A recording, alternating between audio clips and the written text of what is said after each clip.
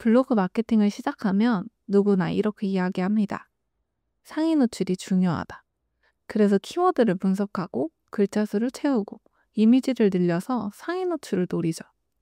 근데 정작 상위 노출이 되었다고 해서 예약이 폭발적으로 늘어났던 경험 있으신가요? 조회수는 나오는데 문의가 없다. 전문직, 학원 등 많은 사업주분들이 겪는 문제입니다. 저도 블로그 마케팅을 하면서 수많은 블로그를 봐왔습니다. 상위 노출은 되고 있지만 글을 클릭한 고객, 환자가 몇 초 만에 보고 나가버리는 일. 그리고 블로그가 홈페이지처럼 디자인도 예쁘나 읽히지 않고 상업적인 글. 그래서 정작 문의가 0명인 곳들. 고객이 원하는 건 이곳이 내 문제를 해결할 수 있나? 느끼는 건데 그게 없습니다. 그래서 오늘은 전환을 만드는 브랜드 블로그를 왜 먼저 해야 되는지, 그리고 상위 노출 블로그는 어떻게 해야 하는지 이야기하려고 합니다. 오늘 이 영상 끝까지 읽으시면 문의가 폭발하는 블로그를 바로 시작하실 수 있을 거예요. 결론부터 말씀드리면 블로그를 이제 막 시작하시는 분들은 브랜드 블로그를 먼저 하셔야 됩니다. 제가 이제 막 시작하는 분들이라 표현했지만 여태까지 블로그 마케팅에서 효과를 못 본 분도 이에 해당합니다. 그리고 상위 노출 블로그도 브랜드 블로그의 형식으로 접근해야 됩니다. 블로그는 크게 세 가지 유형이 있어요. 첫 번째, 상위 노출형 블로그. 두 번째, 브랜드 블로그. 세 번째, 상위 노출과 브랜드 블로그를 결합한 블로그. 이 첫 번째 이 상위 노출 블로그는 검색 결과에 노출되는 것을 목표로 하는데요.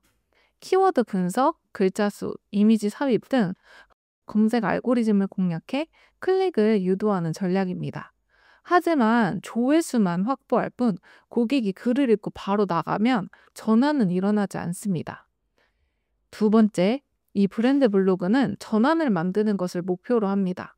내 글에 고객이 오래 머물게 하는 것을 목표로 하는데요.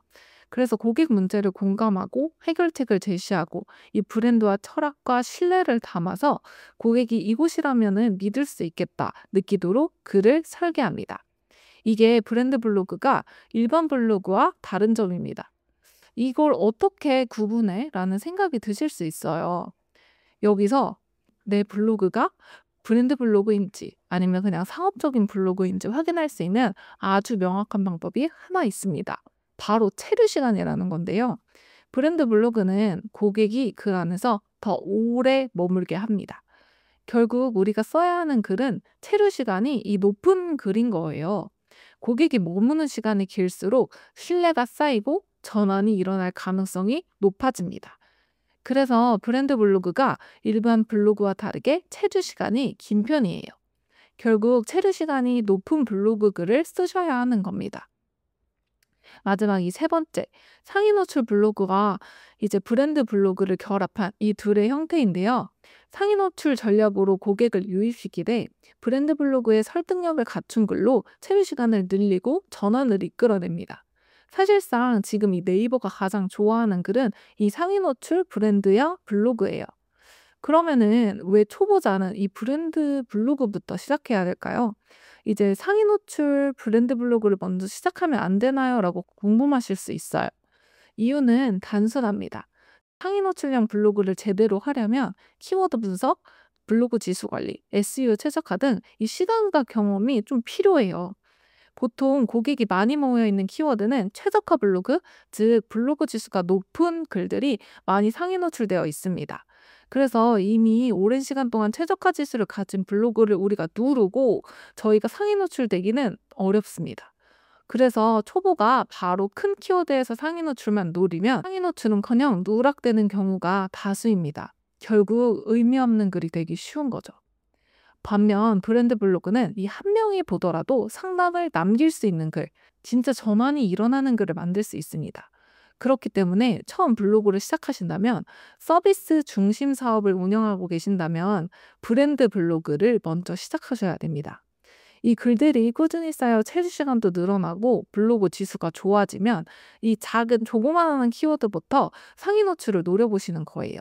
이렇게 해서 블로그를 키워나가는 겁니다. 제가 마케팅을 진행할 때도 이 방식으로 진행합니다. 그러니 믿고 하셔도 괜찮아요.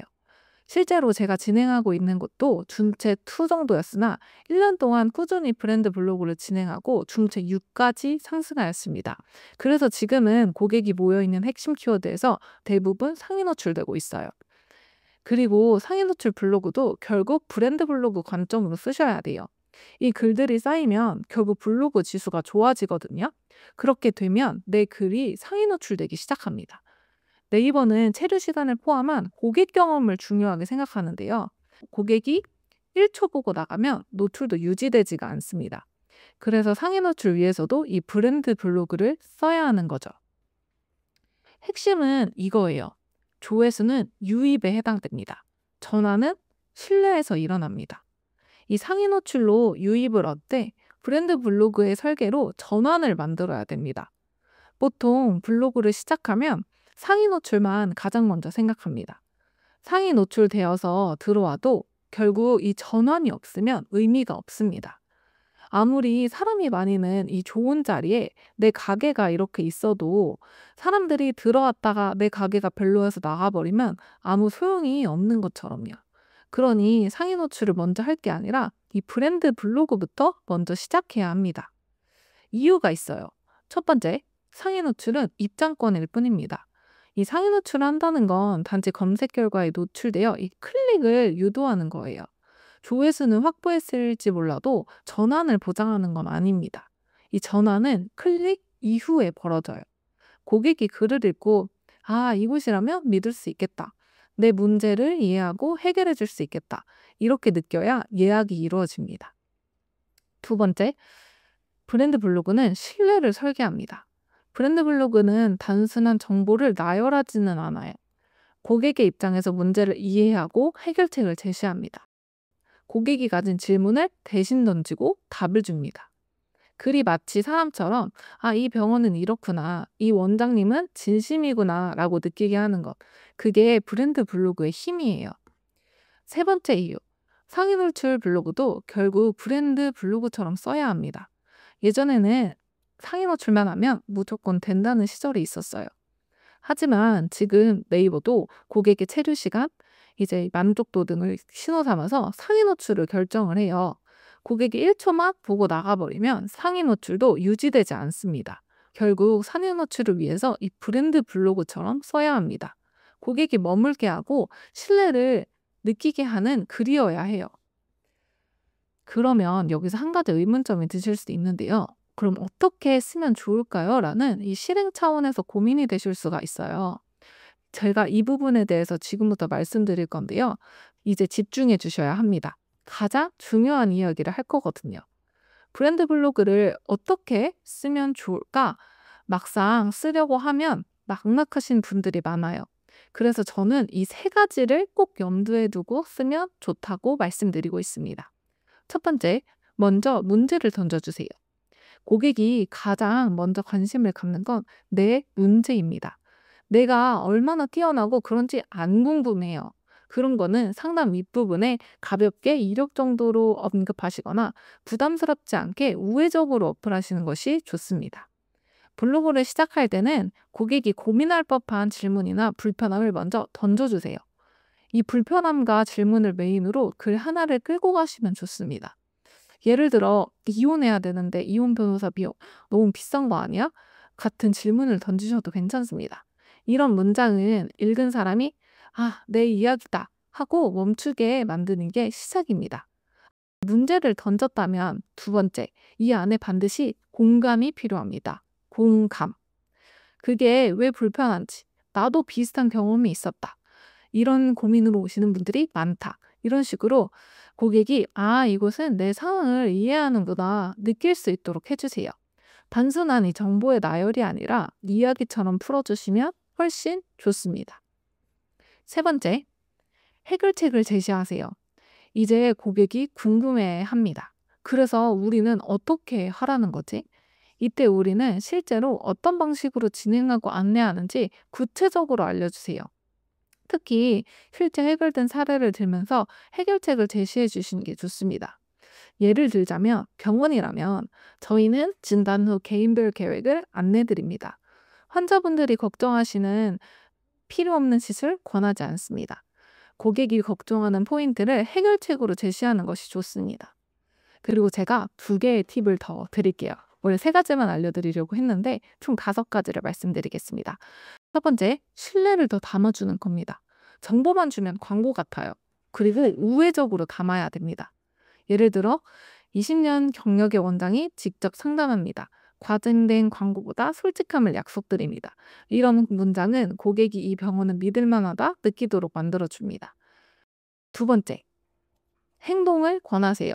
글을 다 읽고 나서 고객이 무엇을 해야 할지 알려주시면 됩니다. 더 궁금하시면 상담 문의를 남겨주세요. 상담으로 이어지도록 자연스럽게 유도하는 문장을 꼭 넣어야 됩니다.